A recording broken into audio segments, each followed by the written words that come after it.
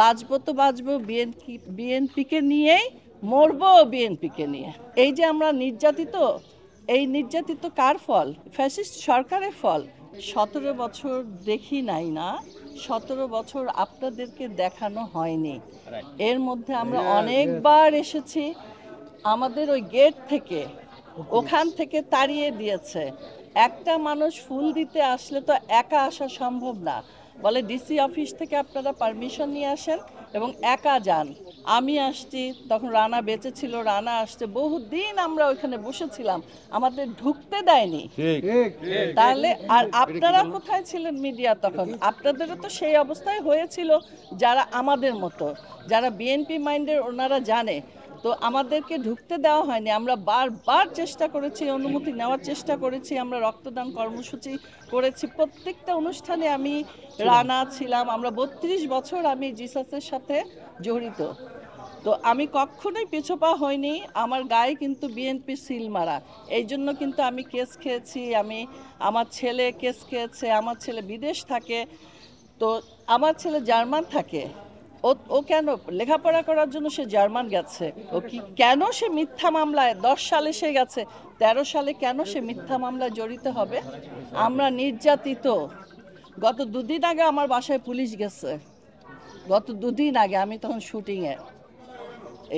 এই যে আমরা নির্যাতিত, এই নির্যাতিত কার ফল? ফ্যাসিস্ট সরকারের ফল। ওই সময় এই যে কেস হয়েছে, এত লক্ষ লক্ষ কেস কামারি, এটা তো ভুয়া, এটা আপনারাও জানেন। তো আপনার নামে কয়টা মামলা রয়েছে?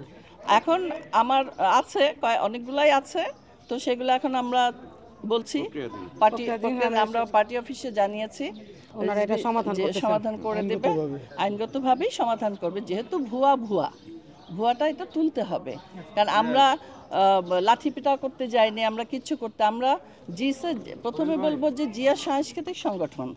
তো আমরা এখানে আসছি মানে সংগঠনটাকে আমরা এর মাধ্যমে আমাদের মনের ভাব প্রকাশ করব, যেহেতু আমরা বিএনপি করি। আর আজকে যে অনুষ্ঠানের জন্য আসছি সেটা আগে বলে নিই। আমাদের শহীদ প্রেসিডেন্ট জিয়াউর রহমান 89তম জন্মবার্ষিকী উপলক্ষে আমরা আসছি। আমরা সবসময় আসি, যতদিন বেঁচে থাকবো আসবো। আমরা নীতিগতভাবে ঠিক থাকি, আমরা নীতি পাল্টাই না। আজকে আওয়ামী লীগ, কালকে জামাত, পরশু বিএনপি না। বাঁচবো তো বাঁচবো বিএনপিকে নিয়েই, মরবো বিএনপিকে নিয়ে। আচ্ছা, আপনি তো সাংস্কৃতিক অঙ্গনের, চলচ্চিত্র অঙ্গনের একজন জনপ্রিয় মুখ, আপনি বিএনপির রাজনীতির সঙ্গে জড়িত। এর কারণে কি গত 16-17 বছর আপনার সিনেমা জগতে কোনো চাপ ছিল কিনা সরকারের পক্ষ থেকে?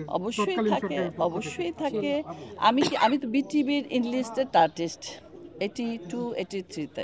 আমি তো বিটিভির কোনো অনুষ্ঠান, কোনো নাটক করিনি। আমাকে তো কোথাও কোনো অনুষ্ঠান বা ফিল্মও আছে, যেমন হ্যাঁ, করতে দেওয়া হয়নি। ফিল্মেও আছে, পলিটিক্স সব জায়গায় আছে। তো একটা করলে মানে যে যার দল মানে করে, সাপোর্ট করে, সে চাপে থাকে। আমরা চাপে ছিলাম।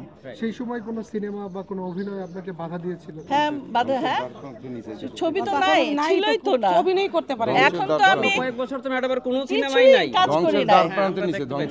আমাদের ফিল্ম তো শেষ, ফিল্ম ইন্ডাস্ট্রি এখন ফিল্ম নাই। ডেড সিটি আসবে না। শুধু ওই কারণে না, সব কারণেই, যেমন শিল্পী নাই, ভালো ডিরেক্টর নাই, ভালো গল্প নাই। আমরা তো এফডিসিতে কাজ করি না কত বছর, বাইরে কাজ করি।